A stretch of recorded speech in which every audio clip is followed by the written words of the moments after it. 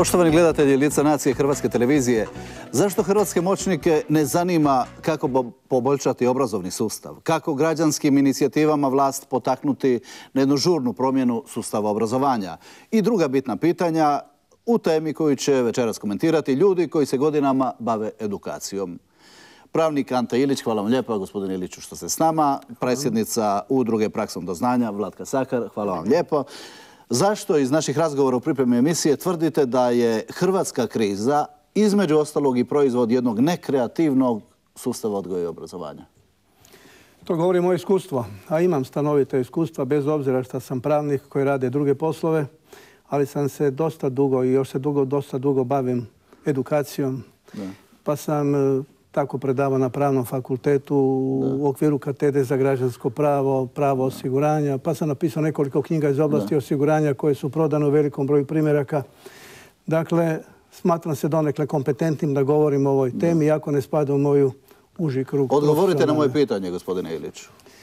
Smatram da je u toj mjeri teoretsko obrazovanje, da je zanemarena ona komponenta koja je bitna, a to je praktičnost. Praksa. Moje iskustvo govori da je po prilici 20% u svakoj profesiji teorija, a 80% praksa.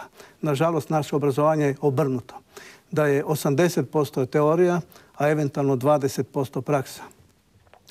Nedavno je bila jedna vaša emisija, mislim vaše televizije, iz Austrije, gdje je nadležna osoba u Ministarstvu zdravstva rekla da vrlo nerado zapošljavaju medicinske sestre iz Hrvatske, da nisu dovoljno educirane. Dakle, teorija, magla, a praksa više. I držite da je to jedan od razloga što je hrvatsko društvo u krizi, da se tako naš sustav odgoja i obrazovanja postavljao? Mislim da je teorija nužna, ali da se nađe pravi razmjer između teorije i prakse. Da znamo šta je primarno, šta je sekundarno. Primarna je praksa, a teorija je treba pratiti i ulaziti u praksu onoliko koliko je nužno da bi se praksa shvatila i primijenila u svakodnevnom životu. Dobro. Gospođo Sakar, kad kažemo da želimo odgajati i obrazovati ljude za budućnost, ja se sjetim ove već dobro poznate izreke iz vaših knjiga iz Drugog puta, Put prema sretnijem društvu, da ne učimo za školu nego za život. Zapravo, kako odgajati i obrazovati ljude za budućnost? Ljude za budućnost treba obrazovati prvenstveno na praktičan način. Jer veći dio života, poslovnoga, privatnoga, odvija se u onim nižim terminima, u smislu praktičnosti, dakle operativnosti svakodnevnog života. Dakle, mi teorije imamo relativno malo. To bi trebali u školi tako učiti. Dakle, škola bi trebala biti prilagođena onome što radimo. Mislite da prakse imamo relativno malo? Praksa ima puno. Praktičnih, sitnih koračića ima jako puno. Dakle, i škola bi trebala slijediti taj slijed. Dakle, biti daleko praktičnija. Dakle, svaka nastava bi trebala biti daleko praktičnija nego što je ovoga časa. A recite, kad govorimo o snazi jedne nacije, volio bi da jedno i drugo prokomentirate, je li snaga samo u onima koji su izvrsni, koji su talenti, ili u jednom dobrom obrazovanju prosječnih? Vi ste jučer spomenuli podatak od 180.000 srednjoškolaca, 150.000 studenata i drugih koje bi valjalo obrazovati. Kad će hrvatsko društvo u tom smislu na zelenu granu?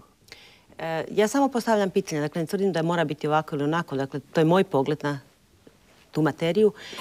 Ako uzmemo da je odnos šef podređeni 1:10, ako čisto okvirno, to znači da bi trebali na 180.000 srednjoškolaca imati nekoliko desetina tisuća studenata. Mi ih imamo 150.000 studenata. To znači da ulazimo u opasnost da postanemo prekvalificirana nacija. Bez obzira što je jako lijepo, svaka edukacija je vrijedna. Samo je pitanje da li netko to ima platiti. Dakle, to moramo svesti u okvire koje možemo financijski podnijeti. Dakle, da li je omjer 180.000 srednjoškolaca i 150.000 studenata, da li je to omjer koji ovoj zemlji treba i da li je to omjer koji ova zemlja može financirati, to treba neko se upitati od onih koji rade u obrazovanju i koji se brinu o tome. Jer ja sam ovdje u svojstvu krajnjeg korisnika, u svojstvu one poznate teze da li moraš biti postolar da bi znao da te cipela žulja. Ne moraš.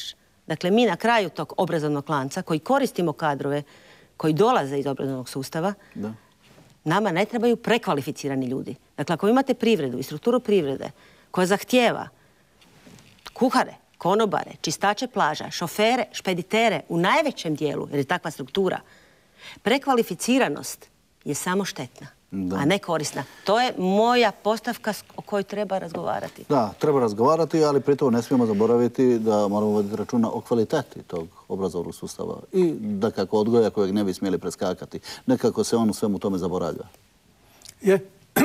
Jer obrazovni sustav ne samo da daje znanje, praktička znanja, nego on formira čovjeka.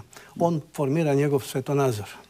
Nažalost, znamo da smo jedan svjetonazor napustili deklaratorno, a drugi svjetonazor smo deklaratorno stvorili, a zapravo ga nismo stvorili. Sad se nalazimo u jednom procjepu. Niti smo u onoj ideologiji koju smo napustili, a niti smo spremni, a šta se ni ne može brzo, novu ideologiju. A nova ideologija to je ideologija građanskog društva, ona se temelji na dvije postavke. Kult rada i kult odgovornosti. Nažalost, ni jedno ni drugo u toku školovanja se nedovoljno usvaja i to se kasnije itekako pokazuje u praksi.